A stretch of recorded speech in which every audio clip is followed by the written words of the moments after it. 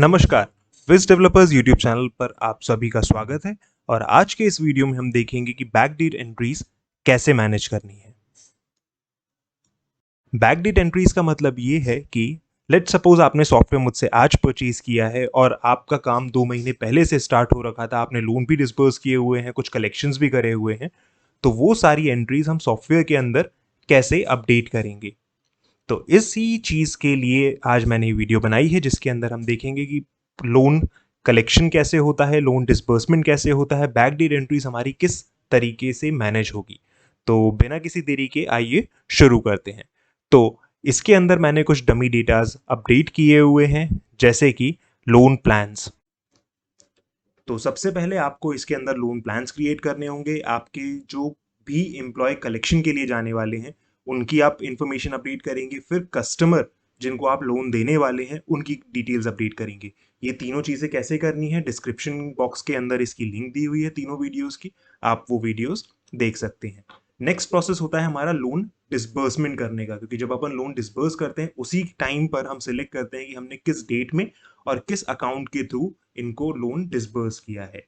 Right, तो create loan में हम जाके सबसे पहले जाएंगे इंडिविजुअल लोन के अंदर, क्योंकि मैं एक सिंगल लोन आपको बांट के दिखाने वाला हूँ।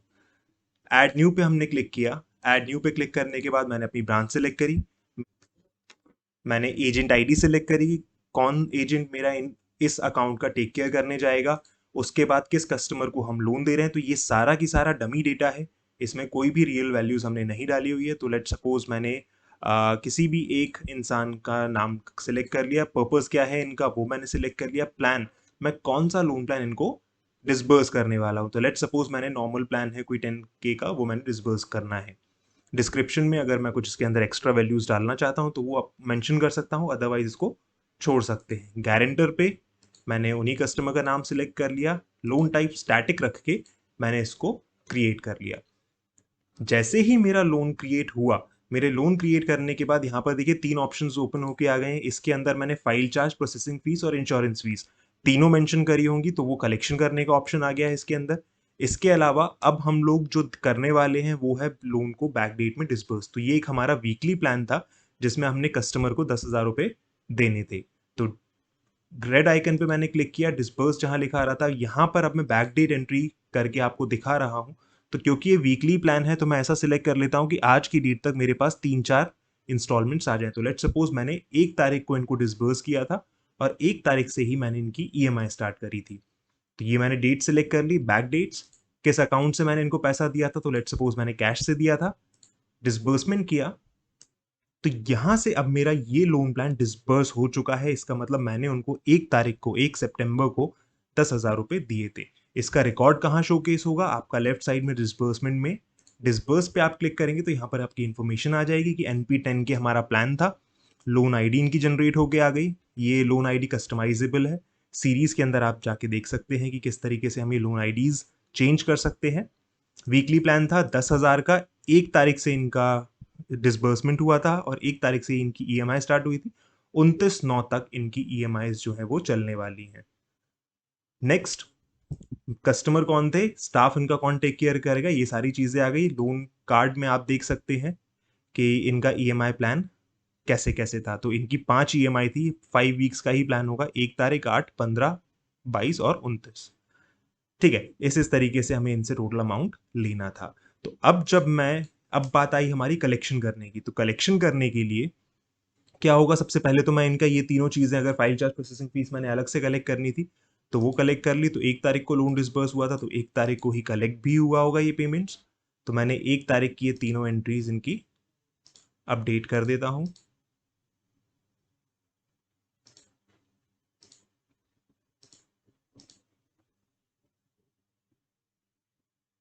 नेक्स्ट, मैंने ये तीनों चीजें कलेक्ट कर ली। ये रिकॉर्ड्स कहाँ दिखाई देंगे आपको, EMI रिकॉर्ड्स के अंदर, पेड में।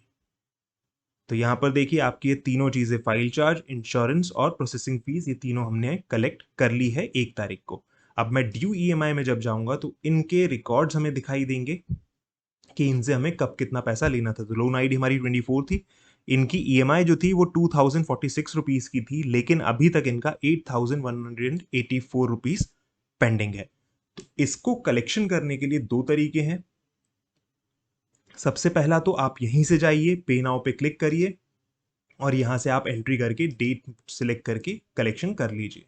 तो आपके पास रिकॉर्ड में कुछ लिखा हुआ होगा जब इन्होंने पेमेंट्स इंस्टॉलमेंट्स हमें दी होगी, तो आप या तो यहाँ से कर सकते हैं। इससे ईजी वे जो है हमारे पास कलेक्शन का वो है मेंबर कलेक्शन का। तो ईएमआई रिकॉर्ड्स के अंदर ही लास्ट ऑप्शन में आप मेंबर कलेक्शन पे क्लिक करेंगे। यहाँ पर ब्रांच सिलेक्ट करिए, किस कस्टमर की अपन एंट्रीज करना चाह रहे हैं वो करेंगे सिलेक्ट, हताके ककाशी।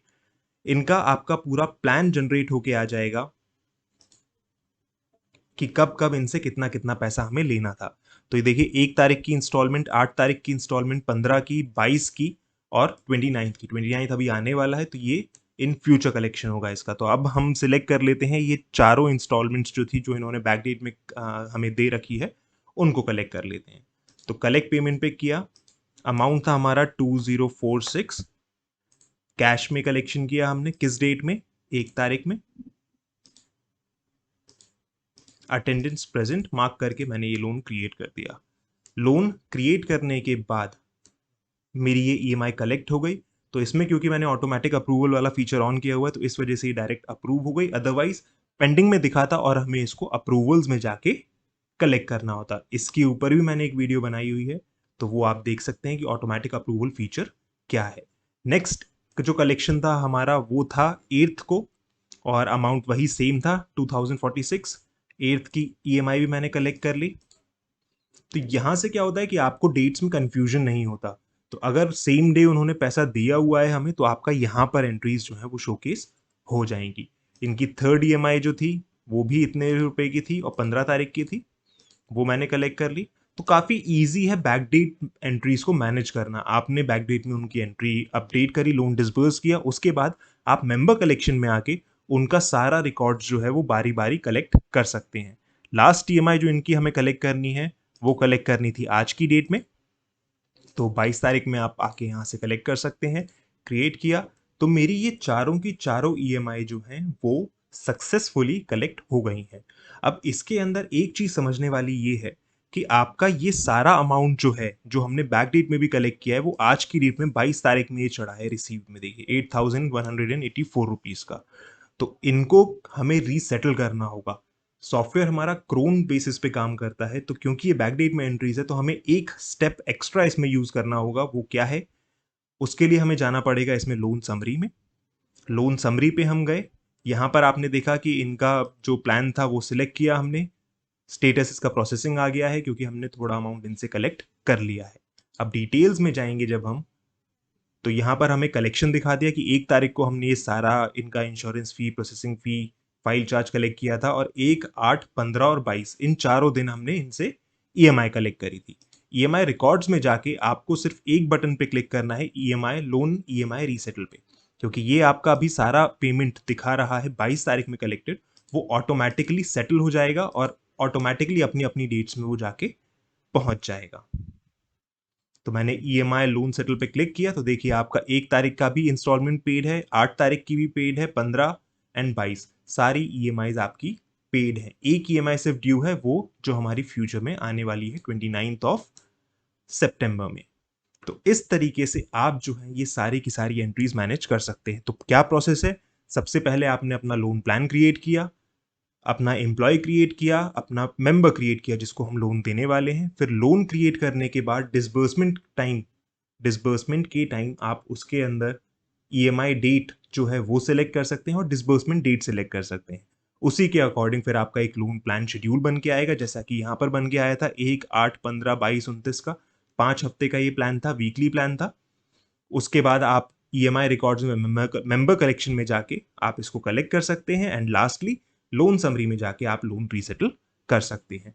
तो आई होप इस वीडियो के अंदर आपको ये सारी चीज़ें तो क्लियर हो गई होंगी कि हम अगर बैकडेट एंट्रीज करना चाहते हैं तो क्या इस सॉफ्टवेयर के अंदर हम वो चीज़ें कर सकते हैं। तो उसका आंसर है हाँ, हम लोग ये सारी चीज़ें कर सकते हैं, और किस तरीके से कर सकते हैं वो भी आई गेस आपको समझ में आ गया होगा। इन केस कोई डाउट क्वेरी होती है तो प्लीज़ कमेंट बॉक्स में आप टाइप कर सकते हैं, अदरवाइज डिस्क्रिप्शन में जो नंबर दिया हुआ है उस पर आप कॉल कर सकते हैं। डेमो लिंक भी प्रोवाइड कर सकते हैं हम, एंड अगर आप चाहते हैं लाइव डेमो लेना तो हम लाइव डेमो भी प्रोवाइड कर सकते हैं। ये था हमारा एक बैक डेट एंट्रीज को मैनेज करने वाला वीडियो। हमारे माइक्रो मुनीम जो कि एक लोन मैनेजमेंट सॉफ्टवेयर है उसका। तो मिलते हैं नेक्स्ट वीडियो में, तब तक के लिए take care and have a nice day.